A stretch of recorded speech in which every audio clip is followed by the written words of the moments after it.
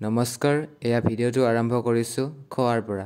এয়া আমাৰ লাঞ্চ, লগতে টেবুলত দেখিছে নহয়, এয়া হৈছে আমাৰ গুণোৎসৱৰ প্ৰিপাৰেশ্যন। যিহেতু অহাকালি অৰ্থাৎ ৮ জানুৱাৰী আমাৰ স্কুলত গুণোৎসৱ আছে, সেয়ে পূৰ্ণ উদ্যমেৰে আমি গুণোৎসৱৰ প্ৰস্তুতি চলাইছোঁ। গুণোৎসৱ প্ৰস্তুতিৰ কিছু দৃশ্যাংশ দেখুৱাবলৈ যত্ন কৰিছোঁ। এয়া ফটো গেলাৰী, কি ধুনীয়াকৈ ফটোবোৰ পেষ্ট কৰা হৈছে চাওকচোন।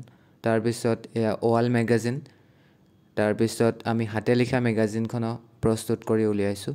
তাৰপিছতে গুণোৎসৱৰ কিছু দৃশ্যাংশ এয়া সমূহ শিক্ষাৰ্থীয়ে এয়া বিদ্যালয়লৈ আহি নিজৰ নিজৰ দায়িত্ববোৰ পালন কৰিছে। এনেকৈ গেটৰ পৰা এক্সটাৰ্নেল গৰাকীক আদৰিবলৈ খুব ধুনীয়াকৈ শাৰী পাতিছে আৰু আমি বিএডৰ প্ৰশিক্ষাৰ্থীসকল অকণমান ফটো উঠিবলৈ যত্ন কৰিলোঁ।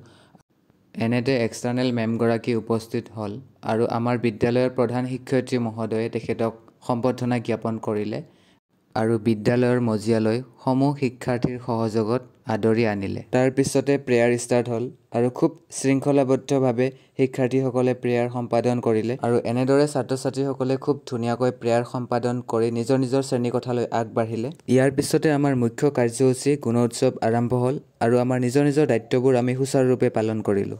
আৰু এই গুণোৎসৱৰ প্ৰথম আৰু নতুন অভিজ্ঞতাই আমাৰ জীৱনৰ জ্ঞানৰ ভঁৰালত যথেষ্টখিনি গুৰুত্বপূৰ্ণ ভূমিকা পালন কৰিব বুলি আশাবাদী। ধন্যবাদ।